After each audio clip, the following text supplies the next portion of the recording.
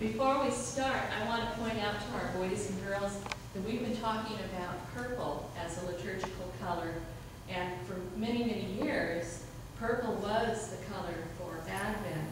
And then just before these boys and girls were born, the Episcopal Church changed their mind and decided that we would have blue, which is a good color for Advent. And the color blue reminds us of the Mother Mary. And we talk a lot about the Mother Mary during Advent, right? Okay, and there's another color we're going to hear about today for the Mother Mary, so listen very carefully. There are two colors for the Mother Mary.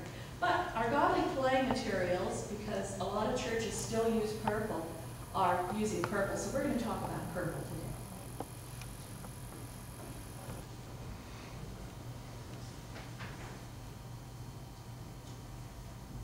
Everything has changed.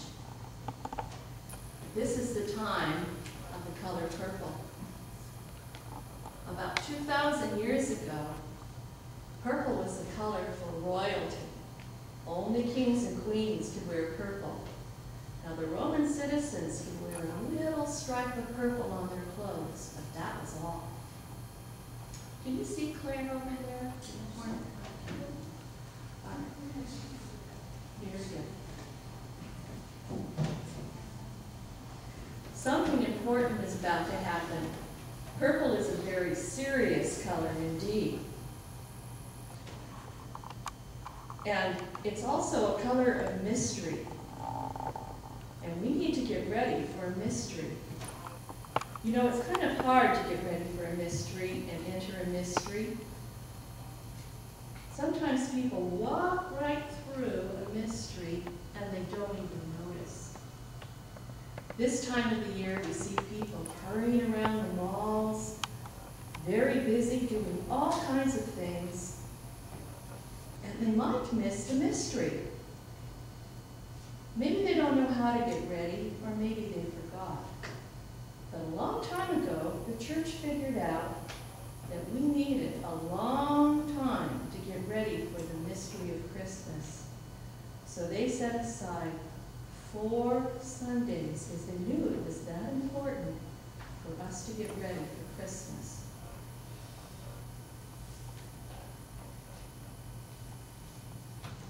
This is the card of the prophets.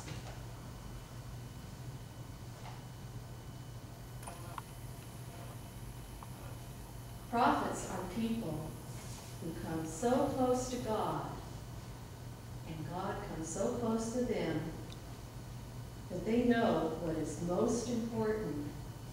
And look, the prophet is pointing the way to Bethlehem. They knew something very important was going to happen there long ago.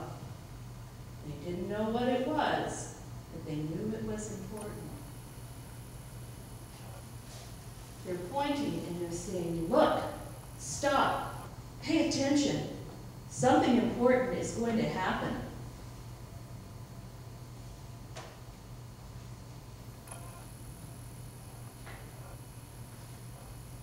This is a card of the Holy Family. Do you see Bethlehem on the card and the road to Bethlehem? The prophets have helped us all get on the road to Bethlehem, and we're going to go along with the Holy Family to Bethlehem.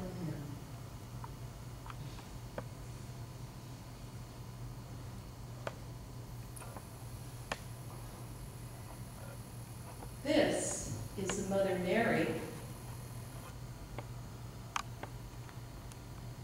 and this is the Father Joseph.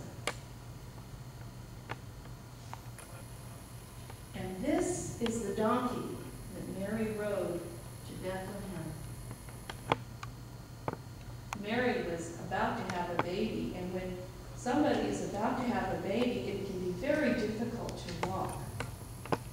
So she rode on the donkey.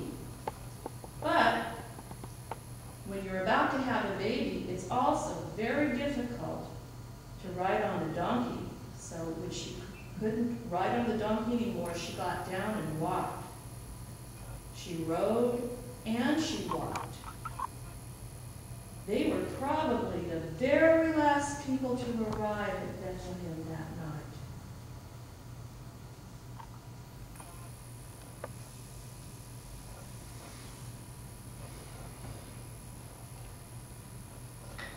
And this is the card of the shepherds.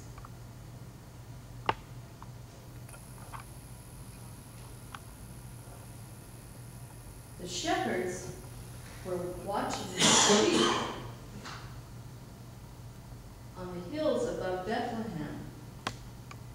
And they were out there at nighttime, and it was very dark, and they were trying to stay awake to keep the wolves away from their sheep. And then all of a sudden they saw a really bright light. And it was so bright it just hurt their eyes. And they were scared. And their hearts started beating and they heard noises. And they were so scared and their hearts were beating so loudly. And then when their hearts weren't beating quite so loudly, they thought they heard singing in the sky. And that scared them even more. Until they heard the words. And there was an angel. And the angel was saying, "Don't be afraid." Now, angels often say that when they come and visit people because it's really scary to have a messenger from God. They started to listen to the angel's song, and the angel sang, "Don't be afraid. I'm bringing good news. Peace and happiness to people of goodwill, because something that's important is happening in Bethlehem. Hurry. A baby is born, a baby that will change everything. Hurry and go to Bethlehem."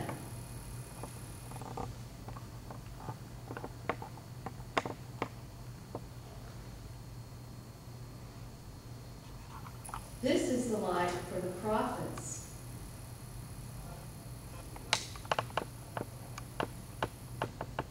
This is the light for the Holy Family.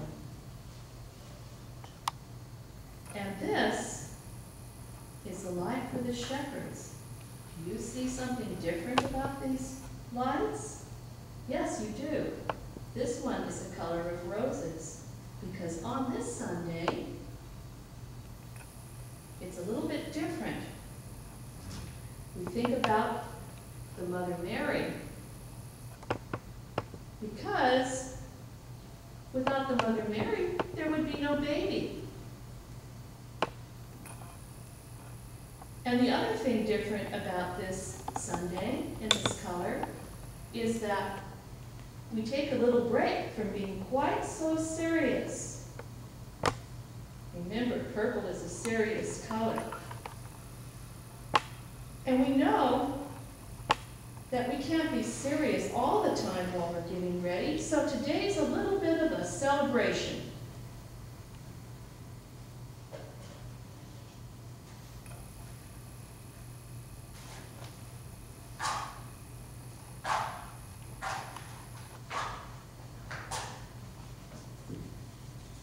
This is the light of the prophets, the light of the Holy Family, and the light of the shepherds.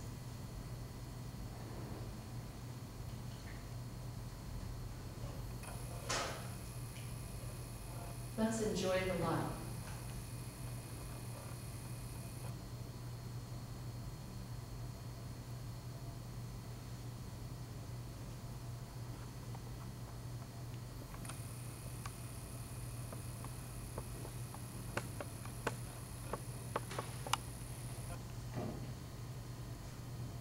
Now, do you see how the light of the prophets is all concentrated in one place?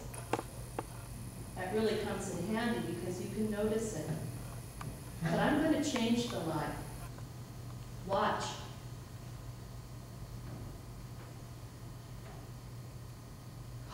Do you see how the light is changing and it's spreading out? And as it spreads out, it starts to become invisible. And it spreads all the way through the church. place you go today in the church, anywhere you go in the church, the light will still be there. Now I'm going to change the light for the whole family. Watch. Ooh, do you see how that light is changing also? And as it spreads out, it's blending with the light of the prophets. And last but not least, I'm going to change the light of the shepherds.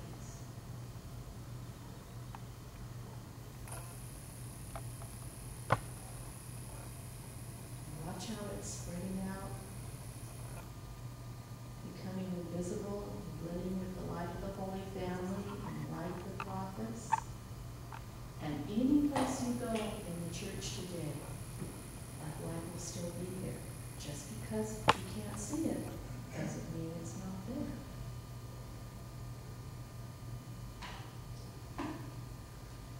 Okay, normally we would do something called wondering at this point, although there's no wondering set out for this lesson. But I thought I would do just a little bit of wondering with the congregation today so that you can get a taste of what it's about. And one little caveat, one of the things we never do with wondering is we never giggle at anybody's thoughts, because wondering has to be very safe. And no matter how old or how young you are, you might have some thoughts that you might be a little bit shy about expressing. So we're really careful not to. We're very careful to be respectful. So I wonder, and anybody can think about this and speak if they like, I wonder what part of this story you liked best to me.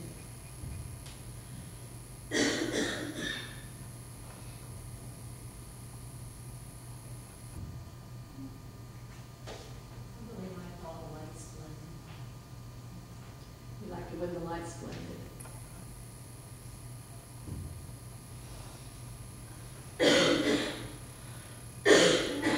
Mary walked and she was on the phone.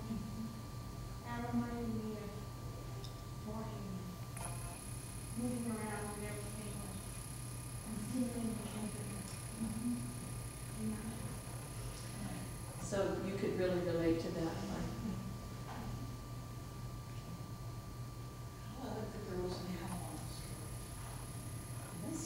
We actually had 3 animals today.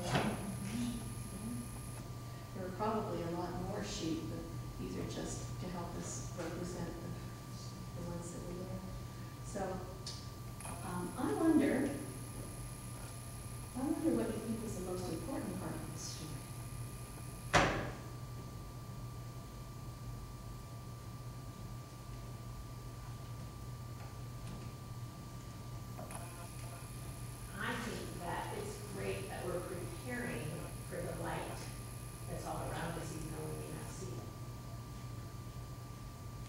It's time. It's important to get ready, isn't it? Mackenzie, did you have something? What did you think was the most important part?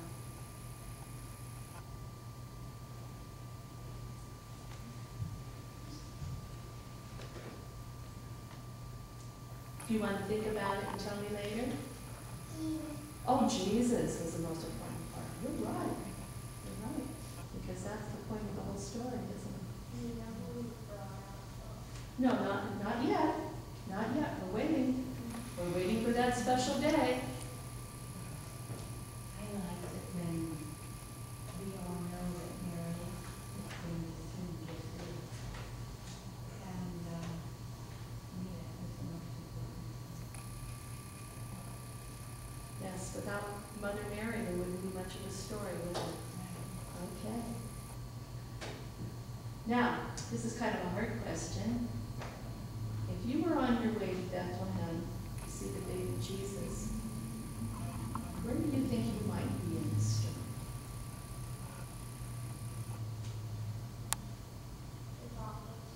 You think you would be a prophet?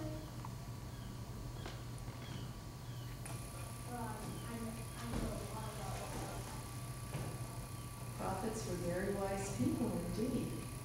And you know, prophets can be children. Prophets can be boys, prophets can be girls, they can be grown-ups. We might have prophets sitting right there in our church with us, you never know.